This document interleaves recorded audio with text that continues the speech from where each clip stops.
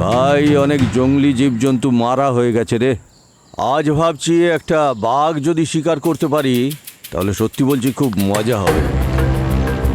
হ্যাঁ, কে তুমি? আমিও শিকার করি শিকারীদের। হ্যাঁ,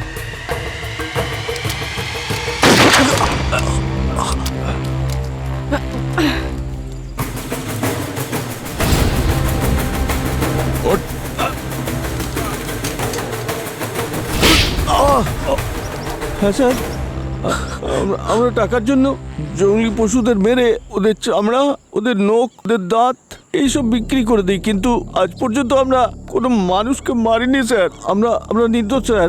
এত বড় পাপ আমরা কোনোদিনও করিনি স্যার। টাকার জন্য নিরীহ নিষ্পাপ প্রাণীগুলোকে তোমরা মেরে ফেলছো আর বলছো কোনো পাপ করনি তোমরা। এখানকার গ্রামের লোকেরা বলছিল যে তোমরা নাকি অনেক খুন করেছো। আরে স্যার, স্যার এগুলো সব গুজব ছিল স্যার, যেগুলো আমরাই ছড়িয়েছি। আসলে স্যার 2-3 বার এমন হয়েছিল জঙ্গলি চিতা 2-3 জন গ্রামবাসীকে খেয়ে নিয়েছিল। এটা আমরাই রটিয়েছি, এইটা ভেবে যে গ্রামবাসীরা আমাদেরকে ভয় পাবে। কিন্তু স্যার দিব্যি খেয়ে বলছি আমরা কোনোদিন কখনো কোনো মানুষকে মারিনি। এই দেখো, কি মনে হচ্ছে এগুলো কোনো পশুর কাজ? দুটো আলাদা আলাদা মানুষের টুকরো এইগুলো। 2 জন লোক মারা গেছিল জঙ্গলে, কিন্তু আমরা তো একটাই লাশ দেখেছিলাম যেটা খুব খারাপ অবস্থায় ছিল। তখন কি করলে তোমরা? কিছু না স্যার, লাশটা ওখানে দেখার পর আমরা চলে এসেছিলাম। আসলে আমরা শিকারী স্যার, লাশের ব্যাপারে কাকে কি বলবো। কোথায় দেখেছিলে লাশ? এখান থেকে কিছুটা দূরে ওই জায়গাটা। ম্যাপ দেখে বলো কোথায় দেখেছিল ওই লাশ। এখানেই কোথাও দেখে।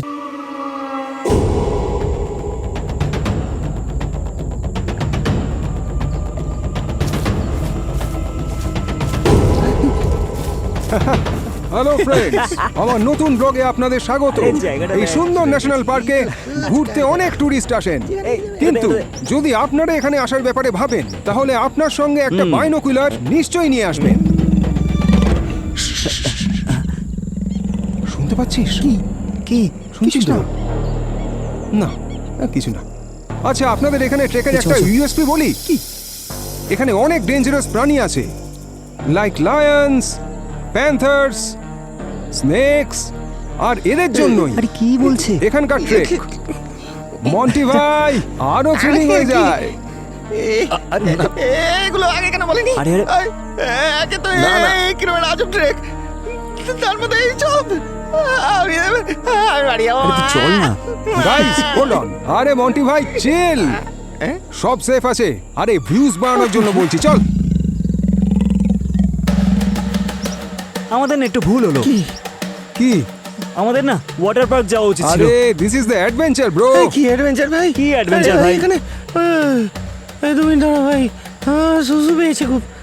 হ্যাঁ হ্যাঁ, করে নে। যা, যা, যা যা, যা, যা, ওদিকে গিয়ে করে আয়, যা। আরে যা, যা, হ্যাঁ, যা, চলে যা, আয়। দেরি করিস না আসবি, আসবি। কিন্তু।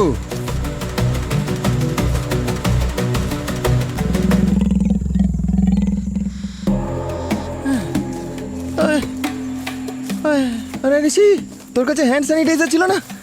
দে দেখি একটু।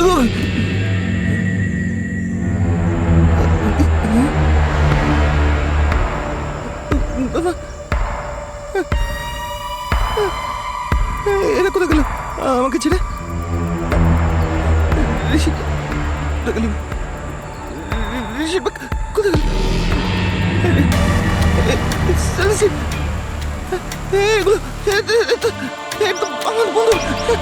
এরা কোথায় গেল? আমাকে ছেড়ে। ঋষি, ঋষি, আকাশ, ঋষি, তুই কোথায় গেলি? আমাদের আর কি পারিস না। ভয় লাগছে ভাই, কোথায় গেলি?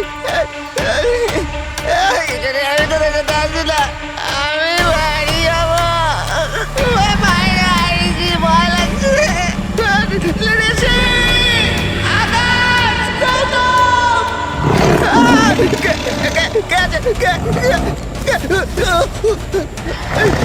আরে কোথায় ভাই? আমার কাছে আয়, ভয় লাগছে।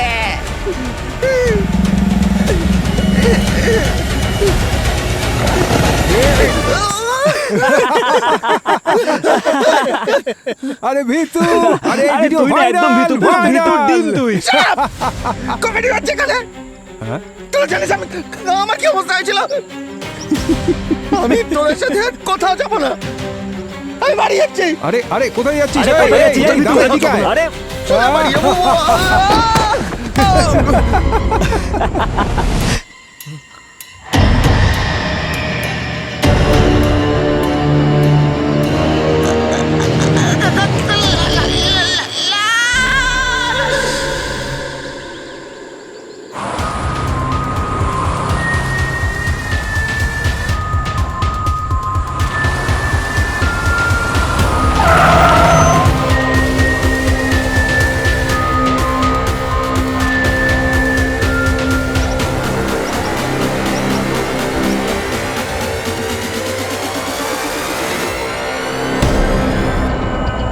বডি প্রথম কে দেখে?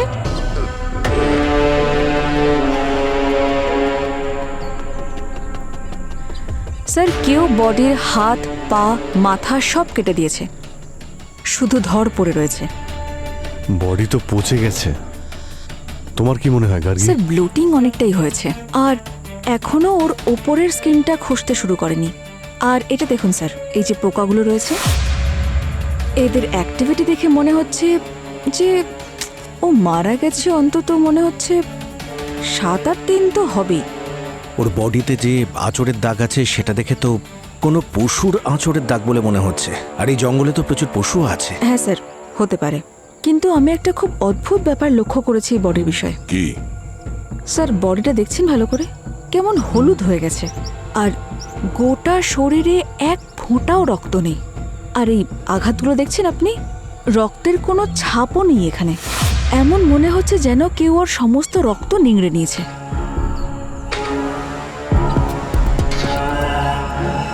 এমন আবার কোন প্রাণী আছে? মানুষ।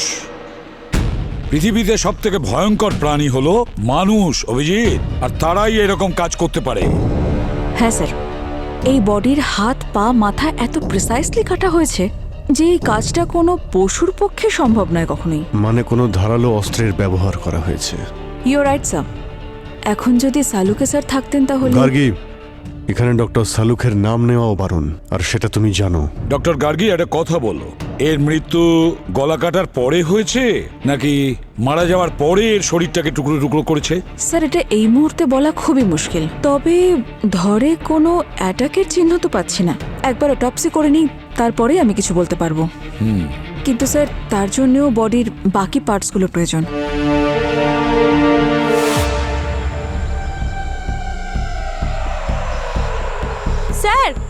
হ্যাঁ। স্যার এই বডিটার পার্ট কোথাও খুঁজে পাওয়া যাচ্ছে না, আমি পুরো এরিয়াটা খুঁজেছি। হ্যাঁ স্যার, এই জঙ্গলটা এত বড়, কিছুই বোঝা যাচ্ছে না। এই বডির পার্টসগুলো কোথায় নিয়ে গিয়ে ফেলেছে কিছুই বোঝা যাচ্ছে না sir. Sachin, Krittika, forest officer, sniffer dog, সবার থেকে হেল্প নাও। এই লাশের টুকরো যে কোনো ভাবেই হোক খুঁজতে হবে আমাদের, তাড়াতাড়ি। ডক্টর গার্গী, তুমি যদি কোনো সিনিয়র ফরেন্সিক এক্সপার্টের সাহায্য নিতে চাও বলতে পারো, ডেকে নিচ্ছি। স্যার এমনিতে আমি হ্যান্ডেল করে নেব, তবে যদি আরো এক্সপিরিয়েন্সড কাউকে পাই তাহলে আমার একটু সাহায্য হতে পারে। না, যদি তোমার কেউ জানাশোনা থাকে তাকে ডেকে নিতে পারো। আমি চিনি স্যার এমন একজন মানুষ যে সিআইডি আর ফরেন্সিকের দুটো প্রেশারই সহ্য করতে পারবে। কে? Doctor Sarika sir. Doctor Sarika? হ্যাঁ, আমার তো তাই মনে হচ্ছে। আপনার মনে যদি অন্য কেউ থাকে, জাস্ট আমি সাজেস্ট করলাম। না না অভিজিৎ, ভালো সাজেস্ট করেছো, ডক্টর সারিকা। ঠিক আছে, ভেবে দেখছি। আসলে আমাদের কাজটা এতটাই প্রেশারের যে যদি কাউকে আগে থেকেই চিনি বা কারোর সঙ্গে যদি অলরেডি টিউনিং থাকে তো কাজটা অনেক সহজ হয়ে যাবে। ব্যাস, মানে আর অন্য কোনো উদ্দেশ্য নেই আমার, জাস্ট সাজেস্ট করলাম। একটা কাজ করো অভিজিৎ, এখানে যে কয়জন ফরেন্সিক এক্সপার্ট কাজ করে গেছে তাদের একটা লিস্ট তৈরি করো, তাদের মধ্যে কাউকে ডেকে নিই, কি বলো? সব আশায় জল ঢেলে দিল। কিছু বললে অভিজিৎ? আপনার সাজেশন একদম ঠিক স্যার। হ্যাঁ, না না, তাছাড়া তুমি যা সাজেস্ট করেছো সেটাও ভালো। ডক্টর সারিকাকেই ডেকে নেওয়া যাক। ডাকবো স্যার? হ্যাঁ হ্যাঁ, তাড়াতাড়ি ডাকো। হ্যাঁ অভিজিৎ, আরে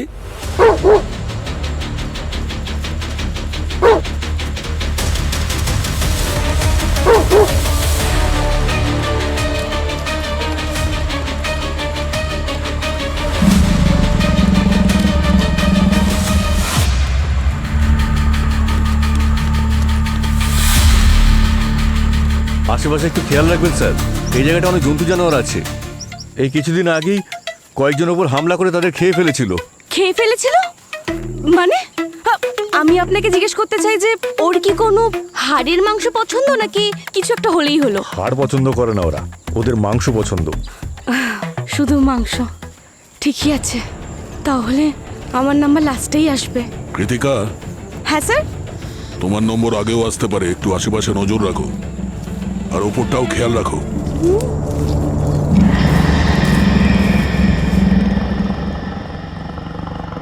পোস্টমর্টেম টেবিলে রাখা ডেড বডি যতটা সত্যি বলতে পারে ততটা সত্যি তোমরা জীবিত মানুষকে দিয়েও বলাতে পারবে না। That's why as a good forensic scientist তোমাদের মৃতদেহের সঙ্গে কথা বলা শিখতে হবে। আচ্ছা, কালকে আমরা অ্যালগার মর্টিস, রাইগার মর্টিস আর লাইবার মর্টিস থেকে টাইম অফ ডেথ কিভাবে জানা যায় সেটার ব্যাপারে বলবো। Thank you. Bye bye.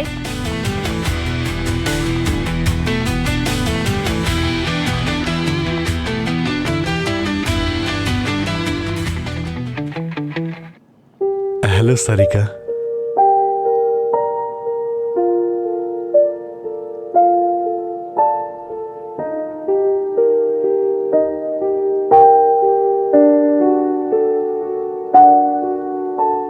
Sarika, Abhijit here. নাম তো নিশ্চয়ই শুনে থাকবে।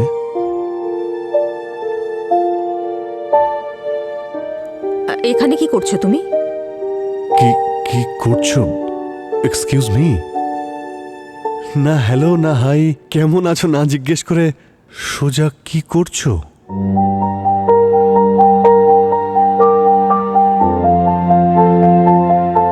কি কাজ বলো?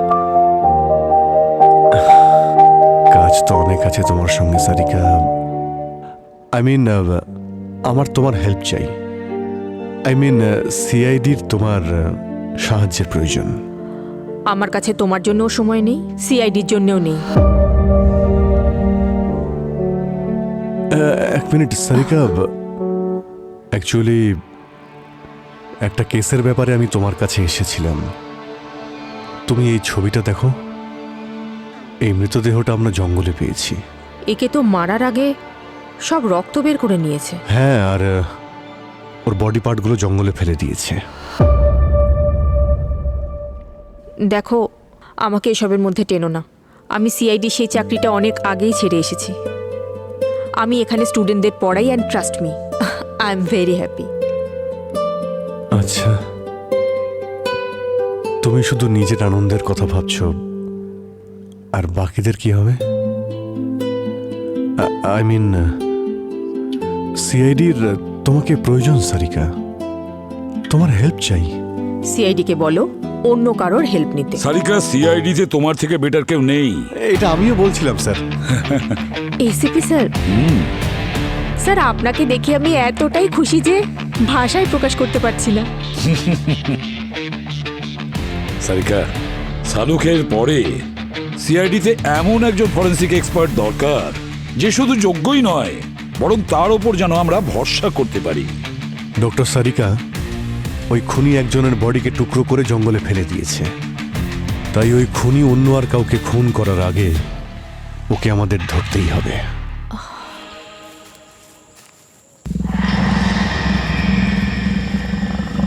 স্যার, আমাদের এখান থেকে এবার বেরোতে হবে।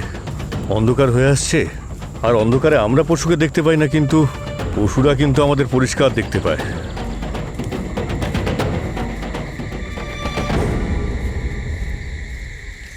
Soo-jin sir, Soo-jin sir, sir আপনার ভয় লাগছে না তো? আপনি আমার আশেপাশেই থাকবেন, ঠিক আছে? আমি তোমার আশেপাশেই আছি। ভয় লাগছে নাকি তোমার? আমার আবার ভয়? আমার তো আপনাদেরকে নিয়ে টেনশন হচ্ছে। আমাদের টেনশন ছাড়ো। ম্যাডাম, শব্দ নয়, চুপ করে থাকুন। আজকে চুপ করেই থাকবো, না হলে আজ সারা জীবনের মতন চুপ হয়ে যাব। Sir, sir!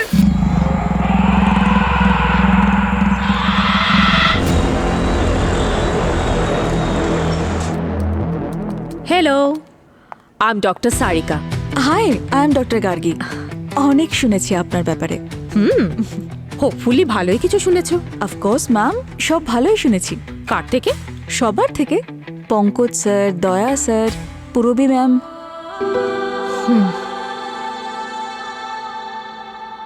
আর অভিজিতের থেকে?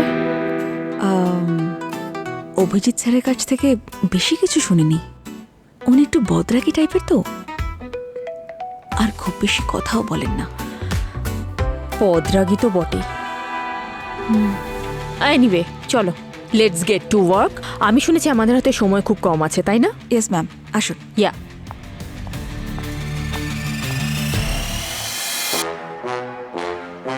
বদরাগী, সবাই আমার পিছনে আজকাল আমাকে বদরাগীই বলে।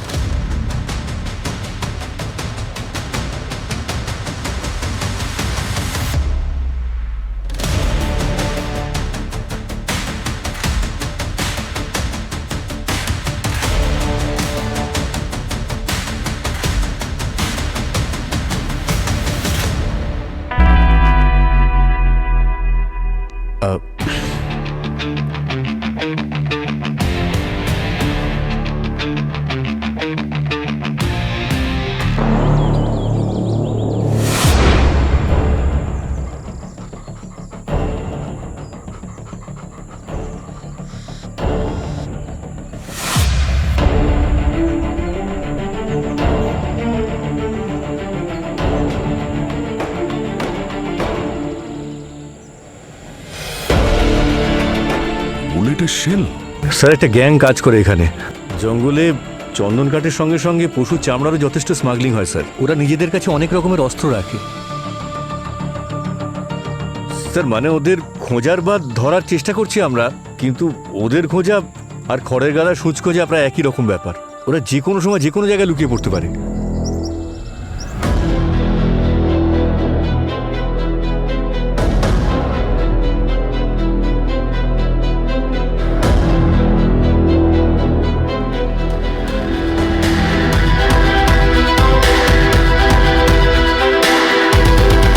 ডক্টর সারিকা, কিছু জানা গেল যেটা থেকে আমরা কেস উদ্ধার করতে পারবো? হ্যাঁ স্যার, ভিকটিমের বয়স 35 বছরের কাছাকাছি। আর যেরকমটা ফটো দেখে মনে হয়েছিল, মারার আগে এর সব রক্ত বের করে নেওয়া হয়েছিল। এর বডি থেকে আমরা অ্যান্টি ক্লট এভিডেন্সের চিহ্নও পেয়েছি, যেটা রক্তকে জমাট বাঁধতে বাধা দেয় যাতে ব্লাড ক্লটিং না হয়। তাহলে একটা ব্যাপারটা শিওর যে মারার আগে এর সব রক্ত বের করে নেওয়া হয়েছিল, আর তারপরে এর মাথা আর হাত পাকে ধারালো মেশিন দিয়ে কাটা হয়েছিল। এর মৃত্যুর কারণটা কি হতে পারে? স্যার, যখন আমরা শরীরের বাকি বডি পার্টগুলো পেয়ে যাব তখনই সবটা বলতে পারবো। আই নো স্যার, হ্যাঁ, মরার কারণটা খুঁজে পেয়েছি স্যার। আচ্ছা, hello Daya, how are you? I am good, how are you doctor Sarika? Very very good. আর আপনার ওই কলেজ কেমন চলছে? একদম স্ট্রেস ফ্রি।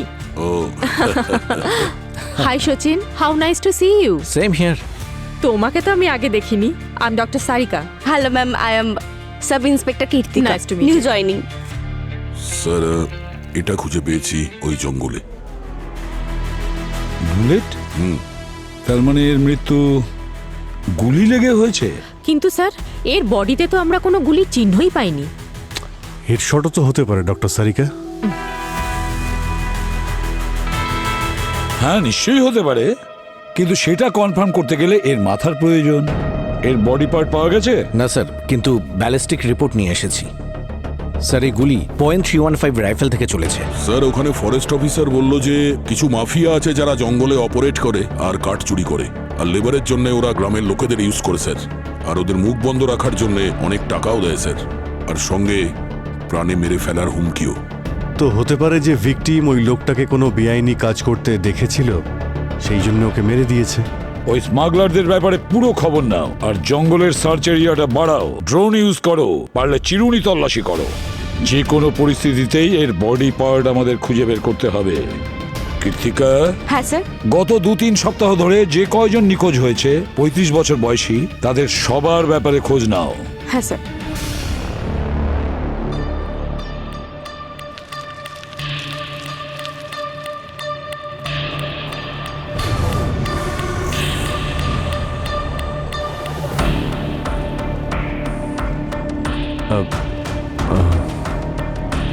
শুনুন, নমস্কার। হ্যাঁ, নমস্কার। বলছি, এখানে কদিন আগে একটা বডি পাওয়া গিয়েছিল, তার সম্পর্কে আপনি কিছু বলতে না পারেন? না, জানি না।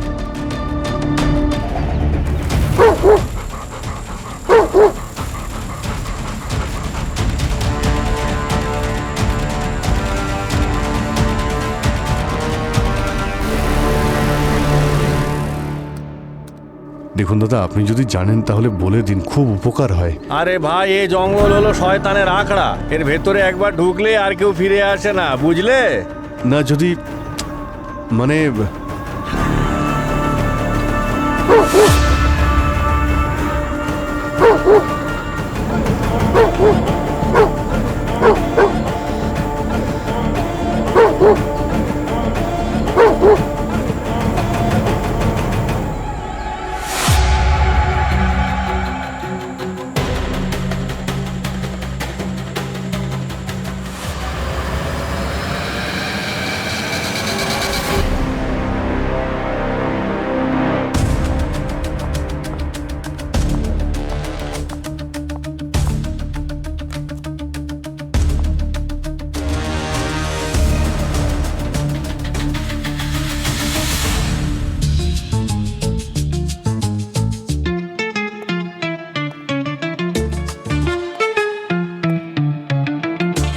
হ্যালো সারিকা,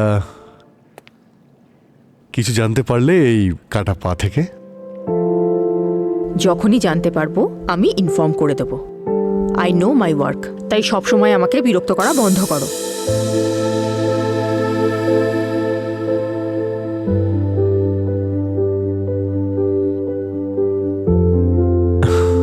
কি কি হয়েছে কি তোমার সারিকা? কি নিয়ে তুমি এত রেগে আছো? আমি তো কিছুই বুঝতে পারছি না।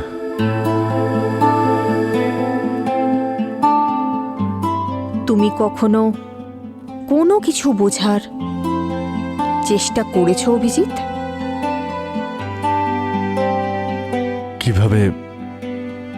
কিভাবে বুঝবো? তুমি যদি কিছু বলতে তো।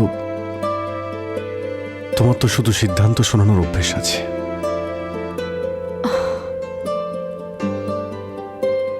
যখন তুমি সিআইডি ছেড়ে চলে গিয়েছিলে, তখন আমাদের সম্পর্কের কথা তুমি একবারও ভাবো? হ্যাঁ, আমি সিআইডি ছাড়ার পর সিদ্ধান্ত শুনিয়েছিলাম,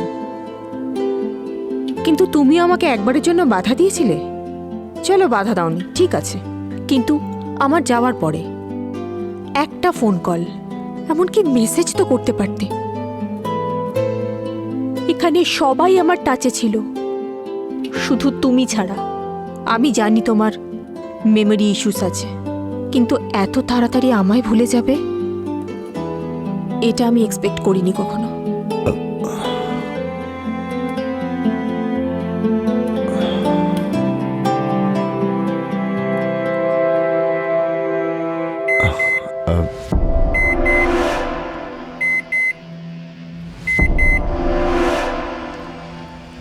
ও গড, এটা কি করে হতে পারে? কি হলো সারিকা?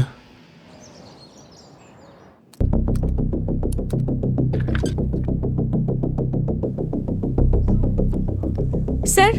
হ্যাঁ কৃতিকা। স্যার, আমি সমস্ত রেকর্ড চেক করেছি, কিন্তু ভিকটিমের সাথে মিলছে এরকম কোনো কেস নেই। সেটা কিভাবে সম্ভব? আমরা একজন ভিকটিমকে খুঁজে বের করতে পারবো না? স্যার, একজন নয়, দুটো মার্ডার্স হয়েছে। দুটো?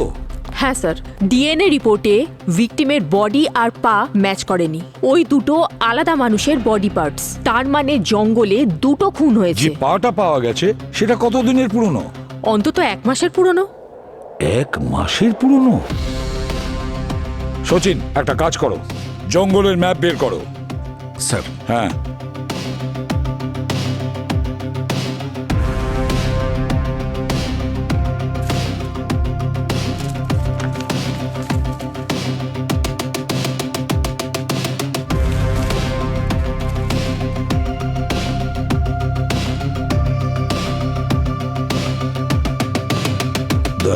স্যার, যে পাটা পাওয়া গেছে সেটা কোথা থেকে পাওয়া গেছে? পা আমরা এই জায়গাটায় পেয়েছি। ধরটা পাওয়া গিয়েছিল ঠিক এই জায়গাতে। আর ওই এমটি শেল এইখানে।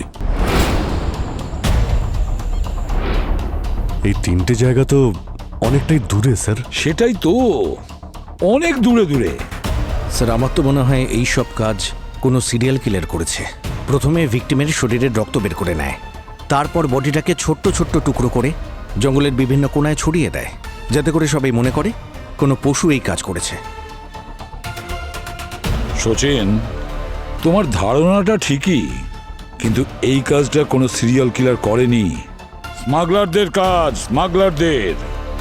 আর স্যার, যখন আমি গ্রামের লোকেদের সঙ্গে কথা বলেছিলাম তখন ওরা বলেছিল স্মাগলারদের কাছে যেমন বন্দুক আছে সেগুলো .315-এরই, যার শেল আমরা পেয়েছিলাম। আর ওরা বলেছিল যারাই স্মাগলারদের কোনোভাবে দেখে ফেলে তারা ওদের ছাড়ে না, প্রাণে মেরে ফেলে। আর এই ধরনের স্মাগলার্সরা জল যেখানে আছে সেখানে গিয়ে বসে, যেখানে পশুরা জল খেতে আসে, আর যেই পশুরা আসে অমনি ওদের গিয়ে শিকার করে। তাহলে আমরা ওই শিকারীদের শিকার করব। সঠিক সময় এসে গেছে।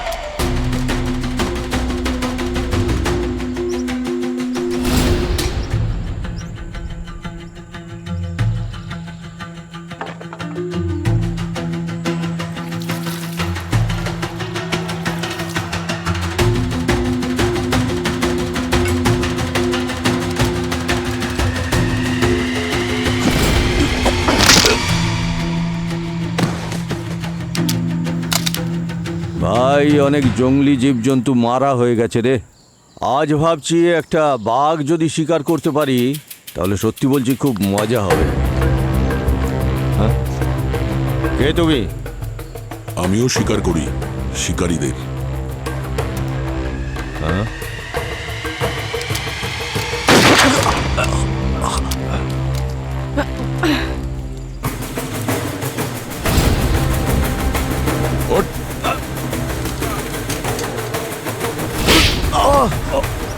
হ্যাঁ স্যার, আমরা টাকার জন্য জঙ্গলি পশুদের মেরে ওদের চামড়া, ওদের নখ, ওদের দাঁত এইসব বিক্রি করে দিই, কিন্তু আজ পর্যন্ত আমরা কোনো মানুষকে মারিনি স্যার। আমরা নির্দোষ স্যার। এত বড় পাপ আমরা কোনোদিনও করিনি স্যার। টাকার জন্য নিরীহ নিষ্পাপ প্রাণীগুলোকে তোমরা মেরে ফেলছো আর বলছো কোনো পাপ করনি তোমরা। এখানকার গ্রামের লোকেরা বলছিল যে তোমরা নাকি অনেক খুন করেছো। আরে স্যার এগুলো সব গুজব ছিল স্যার, যেগুলো আমরাই ছড়িয়েছি। আসলে স্যার 2-3 বার এমন হয়েছিল জঙ্গলি চিতা 2-3 জন গ্রামবাসীকে খেয়ে নিয়েছিল। এটা আমরাই রটিয়েছি, এইটা ভেবে যে গ্রামবাসীরা আমাদেরকে ভয় পাবে। কিন্তু স্যার দিব্যি খেয়ে বলছি আমরা কোনোদিন কখনো কোনো মানুষকে মারিনি। এই দেখো, কি মনে হচ্ছে এগুলো কোনো পশুর কাজ? দুটো আলাদা আলাদা মানুষের টুকরো এইগুলো। 2 জন লোক মারা গেছিল জঙ্গলে, কিন্তু আমরা তো একটাই লাশ দেখেছিলাম যেটা খুব খারাপ অবস্থায় ছিল। তখন কি করলে তোমরা? কিছু না স্যার, লাশটা ওখানে দেখার পর আমরা চলে এসেছিলাম। আসলে আমরা শিকারী স্যার, লাশের ব্যাপারে কাকে কি বলবো। কোথায় দেখেছিলে লাশ? এখান থেকে কিছুটা দূরে ওই জায়গাটা। ম্যাপ দেখে বলো কোথায় দেখেছিল ওই লাশ। এখানেই কোথাও দেখেছিলাম স্যার। ঠিক আছে। সচিন, তুমি এবার এদের একটু জেল থেকে ঘুরিয়ে আনো, ততক্ষণ আমি আর দয়া ওখানে গিয়ে দেখছি। Okay sir. স্যার, ভিকটিমের বয়স প্রায় 28 বছর হবে। আর এই পা যেটা জঙ্গলে পেয়েছেন আপনারা, 1 মাস পুরনো, এটাও এই ভিকটিমেরই। ও, আর প্রথম ভিকটিমের মতোই একেও মারার আগে সমস্ত রক্ত বের করে নেওয়া হয়েছিল। আর রক্ত বের করে নেওয়ার পরে এর শরীরের টুকরো করা হয়েছে ধারালো মেশিন দিয়ে। তাহলে এদের মৃত্যু পুরো রক্ত বের করার জন্য আবার হয়নি তো? স্যার, পসিবল হতে পারে, কিন্তু সিওরিটির সঙ্গে বলতে পারবো না। এমন কোনো পদ্ধতি নেই যেটা থেকে আমরা জানতে পারি এরা দুজনে আদতে কে? আমি বলতে চাইছি, তোমার এক্সামিনেশনে এমন কিছু পাওয়া গেছে যেটা থেকে জানতে পারি যে আসলে এই লোকেরা কি করতো, কোথায় থাকতো? বুঝতে পারছো কি বলতে চাইছি? একটা ব্যাপার স্যার, এই ভিকটিমের লাংস থেকে আমরা silica, iron oxide, calcium oxide, aluminium অক্সাইডের ট্রেসেস পেয়েছি। আর তার সাথে সালফার অক্সাইড আর নাইট্রোজেন অক্সাইডেরও অল্প ট্রেসেস পাওয়া গেছে। আর এটা শুধু একদিনের জন্য নয়, অনেক দিন ধরে শ্বাস নেওয়ার ফলে এগুলো এর শরীরে গেছে। এই সমস্ত কম্পোনেন্ট তো সিমেন্টে পাওয়া যায়, তাই না সারিকা? এর মানে হলো যে এই লোকটা সিমেন্ট ফ্যাক্টরিতেই কোনো কাজ করতো। হতে পারে অভিজিৎ।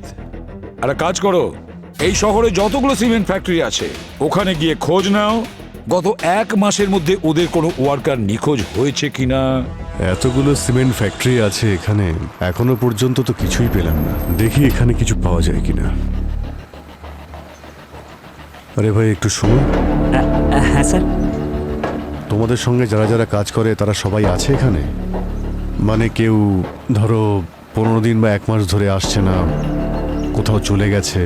হ্যাঁ স্যার, ওই চান্দু আসছে না 1 মাস হয়ে গেছে। আমাদের মালিক অমরজিতের সাথেও ঝগড়া হয়েছিল, তাই আমি ভাবলাম হয়তো কাজ ছেড়ে চলে গেছে। মালিকের নাম্বার আছে? হ্যাঁ স্যার। একটু ফোন করো তো, দেখো তো কোথায় আছে। ঠিক আছে স্যার।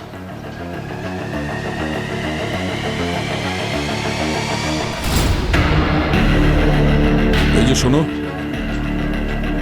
ওই ঘরটা বন্ধ কেন? জানি না স্যার, ওই চান্দু সবসময় এখানেই থাকতো স্যার, আর ও চাবিটাও নিজের কাছেই রাখতো। এটাই কি চান্দুর ঘর? হ্যাঁ স্যার।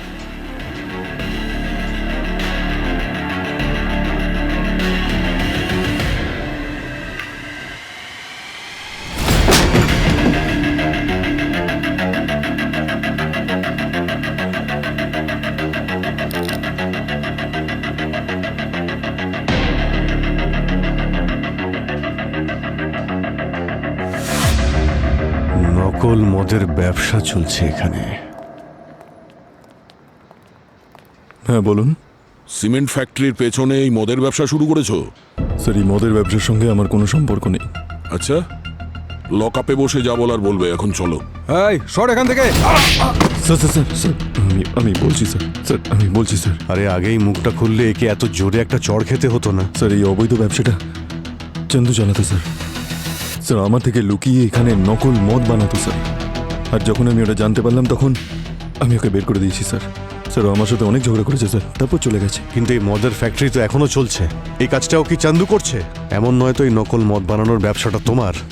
আর যখন চান্দু জানতে পারে তুমি ওকে মেরে ফেলেছো, দয়া ওকে এখনই লকআপে নিয়ে চলো। যখন বরফের মধ্যে শুইয়ে ফেলে লাঠি দিয়ে পেটাতে থাকবো তখন সবকিছু বলতে শুরু করবে। চান্দু মারা গেছে স্যার? এই নাটক করা বন্ধ কর, বুঝলি? স্যার সত্যি স্যার, আমি মিথ্যে কথা বলছি না স্যার। আমি ওর মার্ডারের ব্যাপারে কিছু জানি না স্যার। 1 মাস আগে 1 সপ্তাহ ধরে তুমি কোথায় ছিলে? স্যার, আমি নেপালে ছিলাম স্যার, পুরো ফ্যামিলির সঙ্গে। স্যার আমি টিকিট আর হোটেল বুকিংও দেখাতে পারি স্যার। এখানে না, এসব আমরা বিউরোতে গিয়ে চেক করব।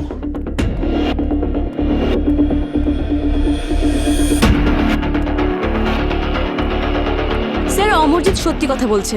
ও আর ওর ফ্যামিলি গত মাসে নেপালে ছিল। আমি হোটেলে কল করে কনফার্ম করেছি। ঠিক আছে, অমরজিতের কাছ থেকে চান্দুর ডিটেলস নাও। চান্দুর মোবাইল নাম্বার, আইডি আর ব্যাংক ডিটেলস। আর অমরজিৎকে যেতে বলবে। হ্যাঁ স্যার। আর শোনো, ওকে বলবে যে যতক্ষণ না আমরা বলছি ও যেন শহর ছেড়ে না যায়। Okay sir. আর সচিন, এই চান্দুর বিজনেসের ব্যাপারে ভালো করে খোঁজ নাও তুমি।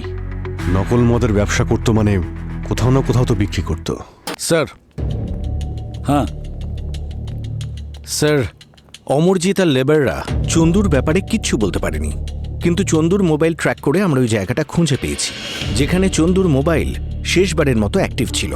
তাতে কি জানতে পেরেছো? স্যার মদের ভাটিখানা থেকে মিসিং হওয়ার 2 দিন পরে চন্দু বাস স্ট্যান্ডে ধরা পড়ে একজনের পকেট মারার সময়। প্রথমে পাবলিক ওকে খুব মেরেছিল, তারপরে হসপিটালে নিয়ে যাওয়া হয়। হসপিটালে নিয়ে গেছে? হ্যাঁ। কোন হসপিটালে? City hospital sir. সিটি হসপিটালে? হ্যাঁ অভিজিৎ, নার্স বলল যে মাথায় আঘাত লাগার জন্য প্রচুর রক্তক্ষরণ হয়েছে চান্দুর, আর ওর ব্লাড গ্রুপও খুব রেয়ার ছিল। আর লাকিলি ব্লাড ব্যাংকে ওই ব্লাড অ্যাভেলেবল ছিল। কোন blood group? Bombay blood group. আরে ভাই, এটা তো রিয়ার ব্লাড গ্রুপ, কয়েক লাখ মানুষের মধ্যে একজনেরই হয় এটা। কিন্তু এরা ওই ব্লাডটা পেয়ে গেছে, আর 2-4 দিনের মধ্যে ও ডিসচার্জও হয়ে গেছিল। সেই সময় হসপিটালে ওর সঙ্গে কেউ দেখা করতে এসেছিল? না অভিজিৎ, আচ্ছা এরকম নয় তো যে চান্দুর এই রেয়ার ব্লাড গ্রুপের জন্যই কেউ ওকে খুন করে দিয়েছে? হতে পারে দয়া, হতে পারে। স্যার আমি বোন ম্যারোর ভেতরে থাকা অ্যান্টিজেন দিয়ে 2 জন ভিকটিমের ব্লাড গ্রুপ জানতে পেরেছি, আর 2 জনের ব্লাড গ্রুপই সেম। কোন blood group? Bombay blood group. এই ধরনের ব্লাড গ্রুপে রেড ব্লাড সেলসে এইচ অ্যান্টিজেন হয় না, যে কারণে এরা নিজেদের ব্লাড গ্রুপ ছাড়া অন্য রক্ত নিতে পারে না। এত রেয়ার ব্লাড গ্রুপ যখন, তখন মার্কেটে নিশ্চয়ই দাম আছে। হ্যাঁ, কিন্তু প্রশ্নটা হলো যে ওদের শরীর থেকে রক্তটা বের করলো কে? আর যে বের করেছে হতে পারে এই বম্বে ব্লাড, তার ভবিষ্যতেও লাগতে পারে। তাহলে হসপিটালে গিয়ে খোঁজ নাও যে চন্দুকে ব্লাড ডোনেট করার জন্য বম্বে ব্লাড কোন ব্লাড ব্যাংক থেকে এসেছে। ব্লাড ব্যাংক থেকে 3 জনের রেকর্ড পেয়েছি যাদের বম্বে ব্লাড গ্রুপ। সো তাদের মধ্যে 2 জন সেফ আছে। একজনের নাম প্রথম, বয়স 35। ওর সাথে কোনো কন্ট্যাক্ট করতে পারিনি, ও একাই থাকে, পেশায় স্টক ব্রোকার। তাহলে হতে পারে স্যার ওই প্রথমই আমাদের প্রথম ভিকটিম, যার লাশ ওই বাচ্চারা জঙ্গলে পেয়েছিল। আর ওর বয়স ওই 30-35-এর কাছাকাছি, আর কোনো ফ্যামিলি নেই, তাই মিসিং কমপ্লেনও হয়নি। ওর অ্যাড্রেস পেয়েছো? হ্যাঁ আর স্যার এই ব্লাড ব্যাংক থেকে এটাও জানতে পেরেছি যে ন্যান্সি নামের একজন নার্স কয়েকদিন আগে চাকরি ছেড়েছে। স্যার যেদিন আমরা প্রথম বডিটা পেলাম তার একদিন পরেই। আর স্যার আমরা এই ন্যান্সির বাড়িতেও গিয়েছিলাম। ওই বাড়ি থেকে ওর হাজবেন্ড মুকুন্দ আর মেয়ে মিনি সকলেই উধাও। আর এই মুকুলের কি স্টোরি? স্যার সেরকম কোনো বিষয় নেই, ফার্নিচার বানাতো ওদের ওখানেই। ওদের ফ্যাক্টরিতে যাও তাড়াতাড়ি, ওখানে যে কোনো লোককে, যে লোককেই দেখতে পাবে সাথে সাথে তুলে নিয়ে আসবে।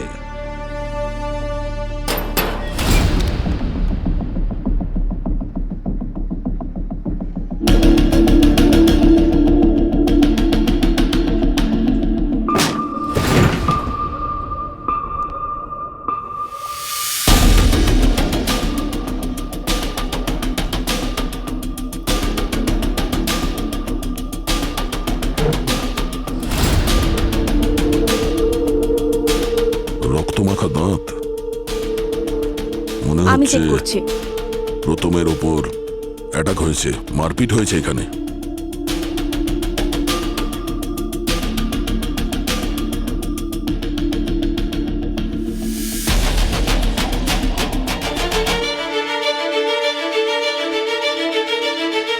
স্যার কি হয়েছে কৃতিকা?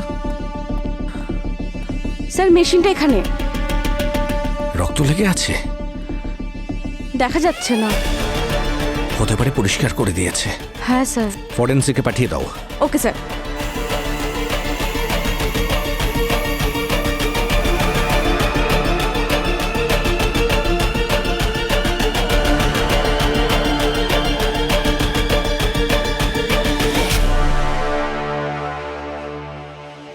হ্যাঁ, মেঝে আর দেয়ালে রক্ত লেগেছিল, যেটা পরিষ্কার করারও চেষ্টা করা হয়েছে। মনে হচ্ছে কোনো ভারী জিনিস দিয়ে ওর মুখে মারা হয়েছে, যার কারণে দাঁত ভেঙে মাটিতে পড়ে গেছে আর রক্ত ছিটকে দেওয়ালে লেগেছে।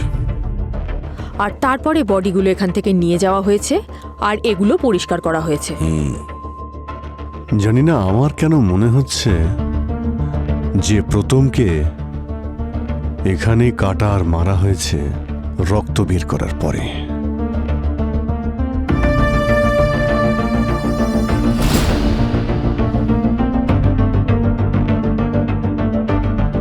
সিরিঞ্জ?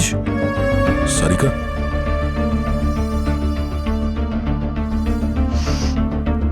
অ্যানাস্থেসিয়া।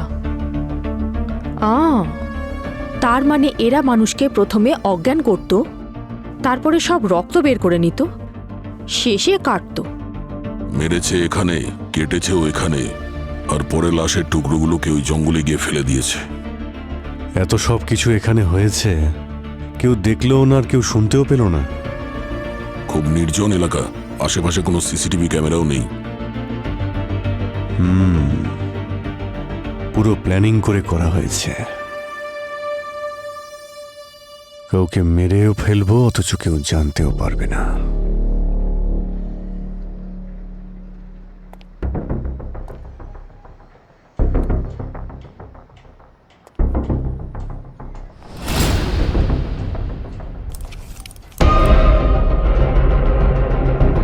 স্যার, এই দেখো, এর মধ্যে সিরিঞ্জ, টিউব আর তার সাথে ব্লাড পাউচ।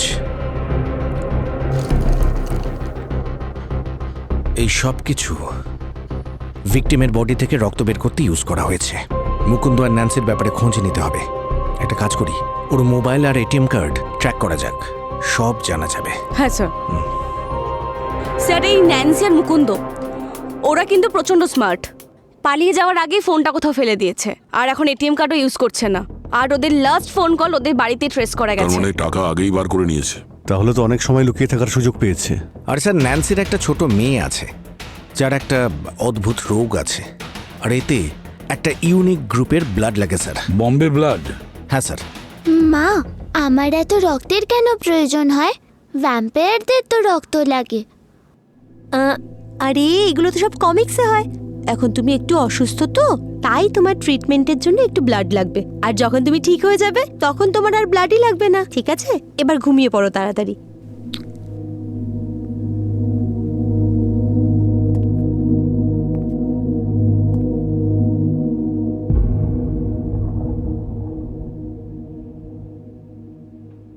ব্লাডের স্টক তো শেষ হয়ে যাচ্ছে, এরপর কি করব? হসপিটাল থেকে জব ছাড়ার সময় আমি সব ডোনারদের লিস্ট নিয়ে নিয়েছিলাম, যাদের বম্বে ব্লাড গ্রুপ। ওদের কারুর থেকে নিয়ে নেব। আচ্ছা শোনো, ওর মেডিসিনের কি হলো? ওষুধের দোকানের লোককে বলেছি কালকে চলে আসবে।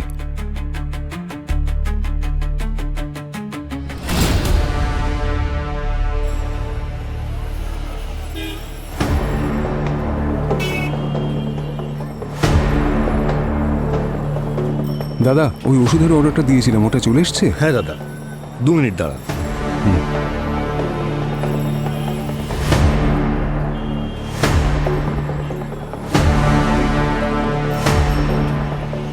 আরে মুকুন্দ, চলো। আপনি কি? আমরা তোমার অসুখের ট্রিটমেন্ট করতে এসেছি সিআইডি থেকে।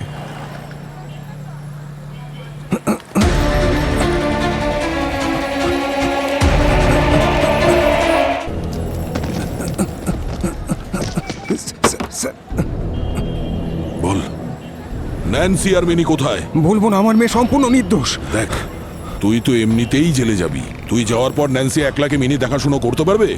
এত দামি দামি ওষুধ, ব্লাড কোথা থেকে অ্যারেঞ্জ করবে ও? দেখো, যদি তুমি ওদের ঠিকানা বলে দাও তো আমরা কথা দিচ্ছি ওর ট্রিটমেন্ট আমরা করাবো।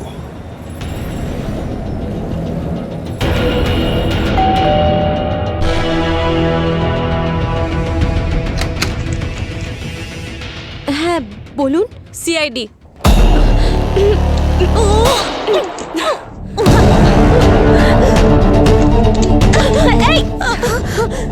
এসব কি করছেন? কি সরে যান আপনারা, না হলে কিন্তু আমি ওকে নিয়ে ঝাঁপ দেবো।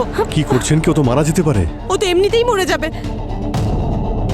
ও যদি ব্লাড না পায় তাহলে এমনিতেই মরে যাবে। রিল্যাক্স, কিচ্ছু হবে না। আমরা তোমাকে সাহায্য করতে এসেছি। কিভাবে করবেন আপনারা আমার সাহায্য? হ্যাঁ, বম্বে ব্লাড গ্রুপ আপনাদের? না দেখুন, আমাদের সঙ্গে একটু আগে মুকুন্দের দেখা হয়েছে। ও মার্কেটে গেছিল না বাচ্চাটার ওষুধ আনতে, তো কথা হয়ে গেছে আমাদের।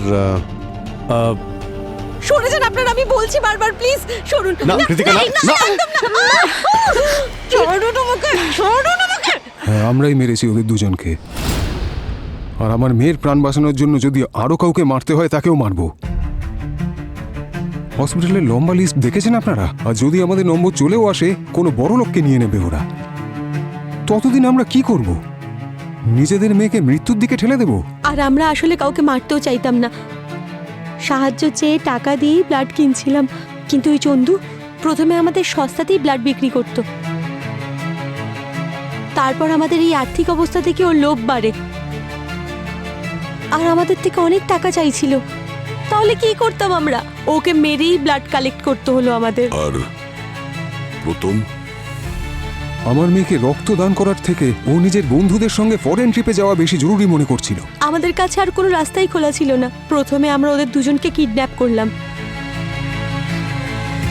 তারপর ওদের আমি অজ্ঞান করলাম, তারপর মেডিকেল প্রসিডিওর করে ওদের সমস্ত ব্লাড বের করলাম। তারপর আমি ওদের লাশের টুকরো করে শহরের বাইরের নদীতে ভাসিয়ে আর দিয়েছি। এই নদীটা জঙ্গলের মধ্যে দিয়ে যাওয়ার জন্য তোমাদের মনে হলো যদি ডেড বডি পাওয়া যায় তাহলে সবার মনে হবে জঙ্গলি পশুরাই ওদের মেরেছে। হ্যাঁ, আপনারা চাইলে আমাদের যা খুশি শাস্তি দিতে পারেন, কিন্তু প্লিজ আমাদের মেয়ের যেন কিছু না হয়। হ্যাঁ স্যার, আমি আপনাদের রিকোয়েস্ট করছি স্যার, প্লিজ ওই বাচ্চাটার কোনো দোষ নেই স্যার। আপনাদের যা শাস্তি দেওয়ার আমাদের দিন, ওকে ছেড়ে দিন প্লিজ। মিনির চিন্তা তোমাদের করতে হবে না, ওর চিকিৎসা তো আমরা করব।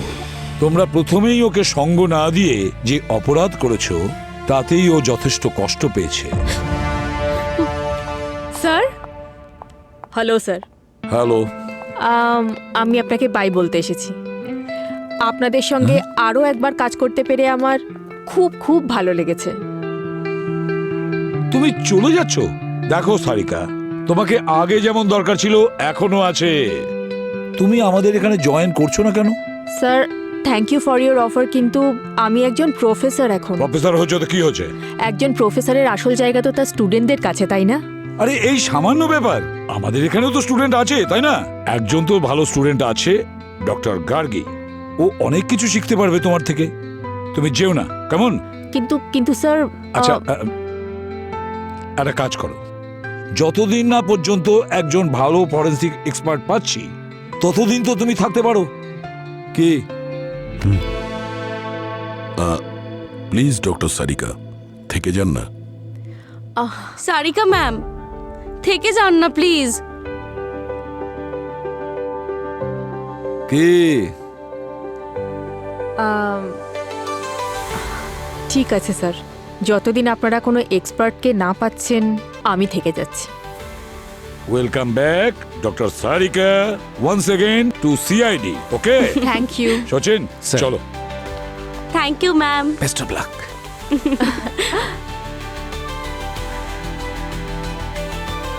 কি ব্যাপার অভিজিৎ বাবু, মন খুব আনন্দ পেয়েছে মনে হচ্ছে।